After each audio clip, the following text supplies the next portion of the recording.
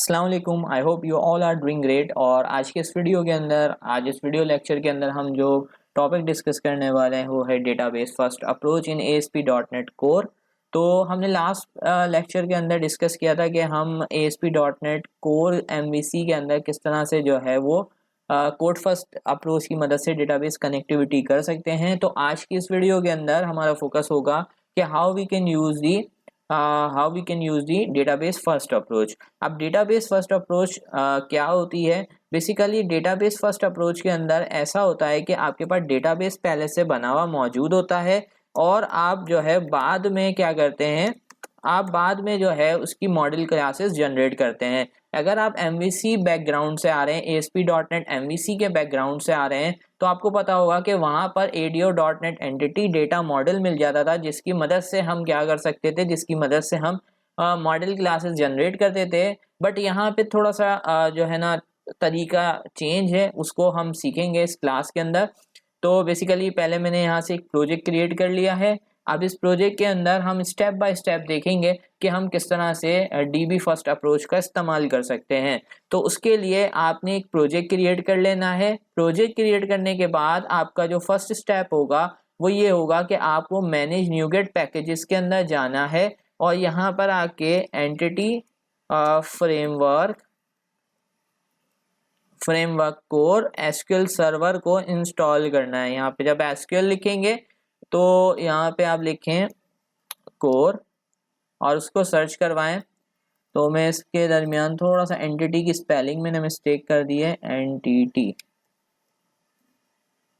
Okay so देखें entity framework core SQL server का option आ रहा है। यहाँ से आप जो है इसका वर्जन सेलेक्ट करें कि आप किस वर्जन पे काम कर रहे हैं। हम 2.26 को सिलेक्ट कर लेते हैं और उसके बाद यहाँ पर ये थोड़ा सा टाइम लेगा और यहाँ पे बाकी पैकेजेस को ये इंस्टॉल करेगा। तो ये आपका सबसे पहला स्टेप होने वाला है जब आप क्या यूज कर रहे हैं, DB फर्स्ट अप्रोच का इस्तेमाल कर रहे हैं। आपके पास ये ऑप्शन आया तो आप इसको एक्सेप्ट कर देंगे और यहाँ पर आपके पास डिटेल आ रही है कि आपके पास कौन कौन से पैकेजेस इंस्टॉल हो गए हैं। Once you have install the packages, उसके बाद आपको यहाँ पे डिपेंडेंसीज के अंदर आना है और न्यूगेट के अंदर आके आप चेक कर सकते हैं। तो यहाँ पर आपके पास ये जो है आपके पास पैकेज इंस्टॉल हो गया है। इसको इंस्टॉल करने के बाद क्योंकि हम DB फर्स्ट अप्रोच का इस्तेमाल कर रहे हैं तो आपको SQL सर्वर के अंदर आना है और यहाँ पर आपने कनेक्ट ब्राउजर के अंदर जाना है और यहाँ से आपको अपने सर्वर का नेम पता हो। मैंने यहाँ पे सर्वर का नेम जो है वो डॉट है और यहाँ पर मैंने पहले से एक डेटाबेस बना के रखी हुई है EF कोड DB फर्स्ट के नाम से और उसके अंदर मैंने एक एम्प्लॉय का टेबल क्रिएट किया हुआ है और उसके अंदर मैंने कुछ 5 रिकॉर्ड्स पहले से इंसर्ट किए हुए हैं। तो आप देख सकते हैं मेरे पास यहाँ पे आपको ये डिस्प्ले भी हो रहे हैं। तो ये एम्प्लॉय का टेबल हमने यहाँ से क्रिएट किया हुआ है और उसके अंदर ये डेटा ऐड की हुई है। अब हमें क्या करना है, अब हमें कनेक्शन करना है विद आवर प्रोजेक्ट। तो कनेक्शन करने के लिए आपको क्या करना है, जैसे कि आपने लास्ट लेक्चर के अंदर भी देखा था कि हमने पैकेज मैनेजर कंसोल का इस्तेमाल किया था। तो पैकेज मैनेजर कंसोल अगर आपके पास यहाँ पर आ रहा है तो आप यहाँ से पैकेज मैनेजर कंसोल में जा सकते हैं और इन केस अगर आपके पास पैकेज मैनेजर कंसोल नहीं आ रहा तो आप यहाँ से टूल्स में जाएंगे और टूल्स में जाके न्यूगेट पैकेज मैनेजर में जाके पैकेज मैनेजर कंसोल को यहाँ से ओपन कर लेंगे। उसके बाद आपको कुछ कमांड लिखनी है माइग्रेशन के लिए, डेटाबेस फर्स्ट अप्रोच के लिए। तो वो जो कमांड है वो थोड़ी सी आपके पास जो है ना लेंदी है, बट अगर आप मैं आपके साथ डिस्क्रिप्शन में भी शेयर कर दूंगा ये। बट यहाँ पर आप देख सकते हैं कि इसको लिखते हैं। सबसे पहले हमें लिखना है स्कैफोल्ड। स्कैफोल्ड लिखने के बाद स्कैफोल्ड और यहाँ पर जितनी भी चीजें मैं लिख रहा हूँ सबको आप ये देखिएगा कि इसमें आपके पास कोई स्पेलिंग मिस्टेक ना हो। अगर आपके पास यहाँ पे स्पेलिंग मिस्टेक होगी तो it will generate an error. तो मैं यहाँ से इसको थोड़ा सा ओपन कर लेता हूँ। यहाँ पर आपके सामने लिखता हूँ स्कैफोल्ड। स्कैफोल्ड के बाद आपने लिखना है DB कॉन्टेक्स्ट। DB कॉन्टेक्स्ट लिखने के बाद आपने डबल कोट्स को स्टार्ट करना है और यहाँ पर आके आपको अपनी कनेक्शन स्ट्रिंग लिखनी है। तो आपने जैसे कनेक्शन स्ट्रिंग लिखी थी, सबसे पहले सर्वर, तो सर्वर का नेम हमारे पास था डॉट, उसके बाद डेटाबेस का नेम। तो डेटाबेस का नाम मैंने अभी आपको यहाँ से शो करवाया कि डेटाबेस का नाम मैंने रखा है EF कोर DB फर्स्ट। तो मैं यहाँ पर आके डेटाबेस का नाम देता हूँ EF कोर DB फर्स्ट। ये हमारी डेटाबेस का नाम आ गया। इसके बाद हमें यहाँ पर यूज करना है ट्रस्टेड अंडरस्कोर कनेक्शन। कनेक्शन के बाद स्पेलिंग का आपको बहुत ध्यान रखना है यहाँ पर, और इसके साथ आपको लिखना है यहाँ पर आके ट्रू। ये लिखने के बाद आप यहाँ पर इसको बताएंगे कि आप कौन सा नेम स्पेस यूज कर रहे हैं। तो हम यहाँ पे बताएंगे क्योंकि हम माइक्रोसॉफ्ट एंटिटी फ्रेमवर्क कोर को इस्तेमाल कर रहे हैं और हम एसक्यूएल सर्वर डेटाबेस के साथ कनेक्टिविटी कर रहे हैं, तो यहाँ पर हमें वो नेम स्पेस लिखना है। तो हम लिखेंगे माइक्रोसॉफ्ट। माइक्रोसॉफ्ट लिखने के बाद आप लिखेंगे डॉट। डॉट के बाद आपने स्पेलिंग का बहुत ध्यान रखना है। आपने लिखा एंटिटी, एनटीटी की स्पेलिंग में यहाँ से सही कर लेता हूँ, एंटिटी। फिर उसके बाद आप लिखेंगे फ्रेमवर्क। फ्रेमवर्क लिखने के बाद आप लिखेंगे कोर डॉट एसक्यूएल सर्वर। ये लिखने के बाद आप यहाँ पे बताएंगे भाई कि आपकी आउटपुट डायरेक्टरी क्या होगी, क्योंकि हमारे पास हमने देखा था कि जब हम कोड फर्स्ट अप्रोच को यूज करते हैं तो कोड फर्स्ट अप्रोच के अंदर क्या होता है कि हम पहले मॉडल क्लास जनरेट करवा लेते हैं और उसके अगेंस्ट में हमारी डेटाबेस जनरेट होती है या डेटाबेस क्रिएट होती है। यहाँ पर क्या है कि हमारे पास डेटाबेस ऑलरेडी मौजूद है। ठीक है, हमारे पास क्या मौजूद है, हमारे पास डेटाबेस तो ऑलरेडी मौजूद है, बट यहाँ पर हमारे पास जो है ना मॉडल क्लासेस नहीं है। तो अब हमें बताना है कि जो हमारी आउटपुट डायरेक्टरी क्या होगी जो मॉडल क्लासेस हमें डेटाबेस के अगेंस्ट में जनरेट करवानी है। तो आपने आउटपुट डायरेक्टरी, उसके बाद आपने बताना है कि आपकी आउटपुट डायरेक्टरी क्या है। तो हम जो है वो मॉडल क्लासेस मॉडल के फोल्डर में जनरेट करना चाहते हैं। जब आपने इसको जो है ना चेक कर लिया कि ये मेरे पास प्रॉपर लिखी हुई है, इसमें कोई एरर नहीं है, तो उसके बाद आप एंटर प्रेस कर दें तो ये आपके पास कुछ टाइम लेगा। ठीक है, जैसे कि यहाँ पर आपके पास 39 जो है ना इसने सेकंड्स लिए हैं, मिली सेकंड्स। तो जैसे ही ये आपके पास रन हो जाती है कमांड, ठीक है, तो आपके पास जैसे ही कमांड ये रन हो जाएगी तो आपके पास जो है यहाँ पर मैं आपको दिखा सकता हूँ कि एक हमारे पास मेरी जो डेटाबेस का नाम है उस नाम से मेरे पास यहाँ पर एक फाइल जनरेट होकर आ गई है डीबी कॉन्टेक्स्ट की। तो मेरी डेटाबेस का जो नाम है उस नाम से मेरी कॉन्टेक्स्ट फाइल जनरेट हो गई होगी। उसके अंदर डीबी कॉन्टेक्स्ट फाइल को हमने इनहेरिट करवाया हुआ है।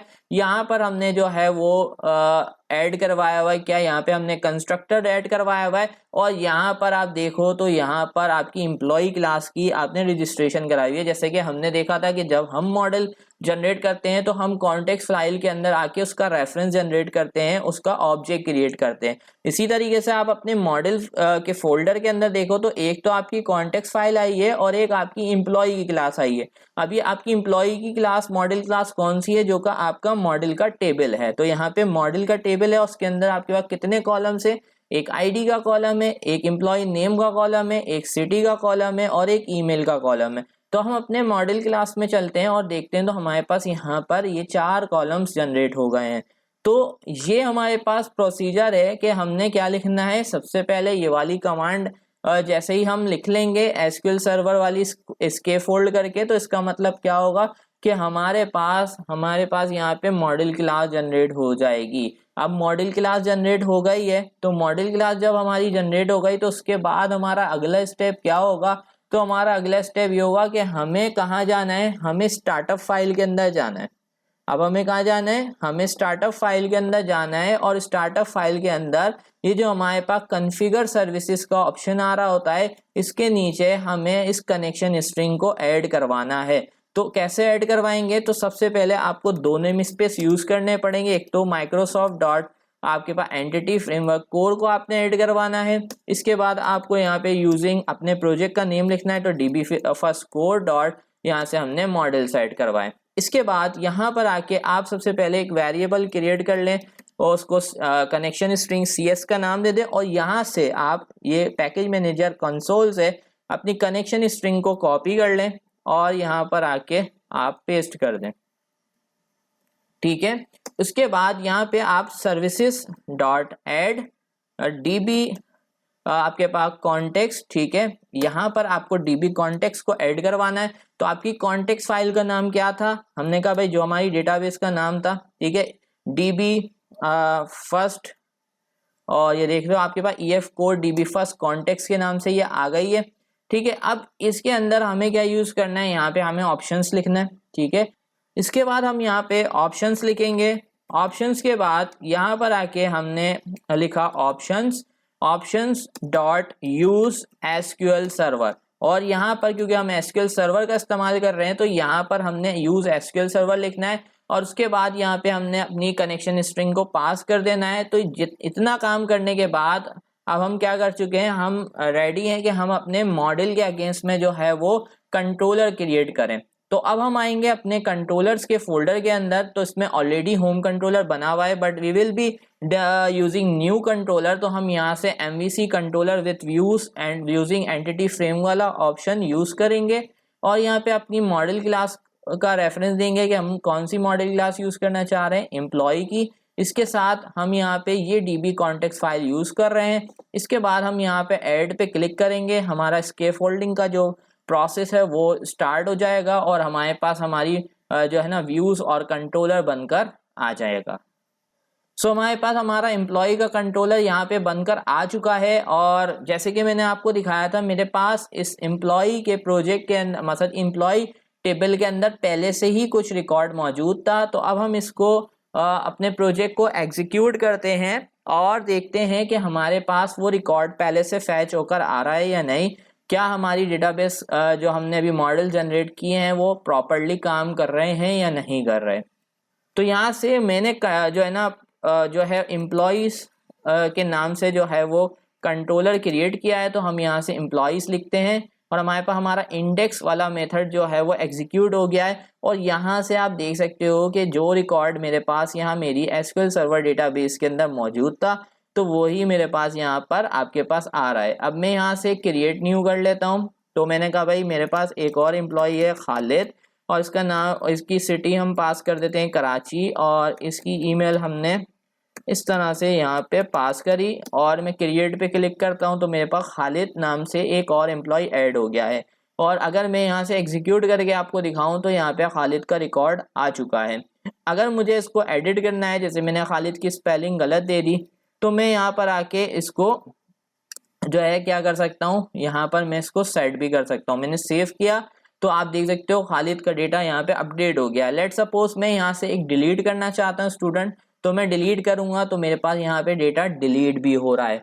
तो आप जिस तरीके से आपने क्या किया था, आपने डेटाबेस कोड फर्स्ट अप्रोच को यूज किया था, तो कोड फर्स्ट अप्रोच को यूज करने का तरीका थोड़ा सा चेंज था, बट उसके अंदर भी हमने स्कैफोल्डिंग के थ्रू जो है वो व्यूज वगैरह जनरेट किए थे। अगर आपको इस चीज में कंफ्यूजन है कि भाई हम अपना खुद का कोड लिखना चाह रहे हैं, यानी हम ऐड इंसर्ट अपडेट डिलीट का, तो आप MVC सीरीज से पढ़ सकते हैं कि भाई हमें इंसर्शन कैसे करनी होती है, डिलीशन कैसे करनी होती है। बट अगर आप ये simple CRUD application operations perform करना चाह रहे हैं तो इस वजह से आप यहाँ पे स्कैफोल्डिंग का इस्तेमाल भी कर सकते हैं। तो ये आपके पास तरीका है कि आप DB फर्स्ट को यूज कर सकते हैं। नाउ हमारे पास एक प्रॉब्लम अराइज होती है कि लेट सपोज कि भाई हमने EF कोर के अंदर तो देखा अगर हमारे पास नया मॉडल ऐड होगा तो हम काम कर लेंगे, नई हो सकता है माइग्रेशन जनरेट कर लें, कुछ इस तरह से काम कर लें। अगर हमने अपनी डेटाबेस को अपडेट कर लिया, लेट सपोज मैंने इस टेबल के अंदर जाके एक कॉलम डिलीट कर दिया, या फिर मैंने क्या कर दिया यहाँ पर आके जो है एक नया टेबल जनरेट कर लिया, तो मुझे फिर से अपने मॉडल जनरेट करवाने होंगे। तो उसके लिए मुझे क्या करना पड़ेगा, उसके लिए मैं पहले आपके साथ एक टेबल यहाँ पे जनरेट करता हूँ और उसके बाद आपको शो करवाता हूँ। तो मैं यहाँ पर एक टेबल क्रिएट कर लेता हूँ, क्रिएट टेबल यूजर्स, ठीक है। और यहाँ पे मैंने कहा ID integer identity that will be primary key, इसको कर देते हैं। और इसके बाद मैंने कहा भाई यूजर नेम वाचार 50 नॉट नल कर देते हैं इसको। और इसके बाद मैंने कहा भाई हमारे पास एक और फील्ड बना देते हैं पासवर्ड की, इसको हम कर देते हैं वाचार, और यहाँ पे आके नॉट नल कर देते हैं। तो समटाइम्स कुछ स्टूडेंट कंफ्यूज हो जाते हैं कि सर ये जो है ये पासवर्ड के ऊपर जो है ना ये कीवर्ड आ रहा है, तो आप इसको इस तरह से रिमूव कर सकते हो अगर आपके पास कभी क्यूरी चलाते वक्त कोई प्रॉब्लम आ रही है। तो आपने एग्जीक्यूट कर लिया, हमारे पास यहाँ पर एक और टेबल जनरेट हो चुका है। अगर मैं टेबल्स पे यहाँ पर आपको करके दिखाऊं तो एक और यूजर की टेबल अब आपके पास यहाँ पर आ चुकी है। अब आपको क्या करना है, इसके लिए भी क्या करना है, आपको मॉडल क्लास जनरेट करवानी है। तो आपको कुछ नहीं करना, ये जो आपने प्रीवियसली कमांड लिखी थी यहाँ पर, ये जो आपने प्रीवियसली कमांड अभी लिखी थी स्कैफोल्ड वाली, इसी कमांड को आपने यूज करना है। और इस कमांड के अंदर आके मॉडल्स के बाद, इस कमांड के अंदर आके मॉडल्स के बाद आपको एक पैरामीटर यूज करना है फोर्स। फोर्स का जो एफ है वो कैपिटल होगा, फोर्स लिखना है। तो आपके पास क्या होगा, ये फिर से आपके पास जो है ना इसके अंदर अपडेशन कर देगा। तो आपको एक दफा फिर से मैं रिमाइंड करा देता हूँ, कमांड कंप्लीट वही है, स्कैफोल्ड करके लिखना है। जस्ट इसके अंदर आके आपको क्या करना है, इसके अंदर आके आपको फोर्स ऐड करवाना है। तो मैंने यहाँ पे इसको रन किया, अब मैं रन करता हूं तो आप देखें फिर से मेरे पास मेरी डेटा कॉन्टेक्स्ट फाइल ऐड हो गई है। और अब आप यहाँ पे देखो तो मेरे पास यहाँ पे यूजर टेबल का जो है यानी यूजर मॉडल क्लास का भी ऑब्जेक्ट क्रिएट हो गया है। इट मीन्स कि मेरे पास यहाँ पे यूजर मॉडल क्लास भी जनरेट हो गई है, उसके अंदर आईडी, यूजर नेम और पासवर्ड की फील्ड भी बनकर आ गई है। अब इसी तरीके से अगर हम चाहें तो हम यहाँ पे ऐड करवा सकते हैं कंट्रोलर, और यहाँ पे इसके करंट ऑपरेशंस भी परफॉर्म करवा सकते हैं। सो नाउ आपकी मर्जी है कि आप किस तरह से इसको यूज करना चाहें। तो मैंने आपको दोनों चीजें समझा दी कि हम किस तरह से इसके अंदर अगर मॉडल डेटाबेस के अंदर कभी हमारे पास चेंजेस आ जाते हैं तो वो कैसे अप्लाई कर सकते हैं। और इसके साथ साथ हमने देखा कि अगर हम फर्स्ट टाइम हमने पूरी डेटाबेस एक दफ़ा बना ली है और उसके अगेंस्ट में हम मॉडल जनरेट करना चाह रहे हैं तो वो भी हम कैसे कर सकते हैं। तो अब यहाँ से मैं यूजर्स का जो कंट्रोलर भी मैंने क्रिएट किया है उसको हम यहाँ से ओपन कर लेते हैं और देखते हैं कि हमारे पास क्या आ रहा है। तो अभी हमारे पास कोई यूजर नहीं है, हम एक यूजर क्रिएट कर देते हैं। मैंने कहा असद और यहाँ पे पासवर्ड भी मैंने दे दिया असद, क्रिएट कर दिया। तो हमारे पास एक यूजर क्रिएट हो गया। इसको एडिट डिलीट जो सारी चीजें हम करना चाहें हम यहाँ पे कर सकते हैं। अगर हम चाहें तो इसके ऊपर हम एनोटेशंस भी अप्लाई कर सकते हैं और एनोटेशंस करके भी हम इसके अंदर चीजें इस्तेमाल कर सकते हैं। तो आई होप सो कि आज का लेक्चर आप लोगों को समझ आया होगा। बेसिकली इसके अंदर हमने कोशिश करी कि हम किस तरह से DB फर्स्ट अप्रोच को इस्तेमाल कर सकते हैं इन दी ASP.NET Core MVC, क्योंकि बहुत सारे स्टूडेंट्स को ये कन्फ्यूजन रहती है कि DB फर्स्ट बहुत सारे स्टूडेंट्स के लिए इजी रहता है क्योंकि उसके अंदर आपको ड्रैग एंड ड्रॉप की या आपको मेन्यू वगैरह मिल जाता था ASP.NET MVC के अंदर ADO.NET एंटिटी डेटा मॉडल की मदद से। बट यहाँ पे कुछ स्टूडेंट्स का ये कन्फ्यूजन रहता था कि हम ये वाला काम इसमें कैसे करेंगे, यानी हमने डेटाबेस पहले बना ली और हम चाहते हैं कि मॉडल्स खुद ब खुद जनरेट हो जाए। तो आपको जो मैंने एक कमांड बताई स्कैफोल्ड वाली वो यूज़ करनी पड़ेगी, तो आपकी मॉडल क्लासेस जनरेट हो जाएंगी। सो होपफुली कि आपको आज का लेक्चर समझ आया होगा। मिलते हैं नेक्स्ट वीडियो में, तब तक के लिए अल्लाह हाफिज़।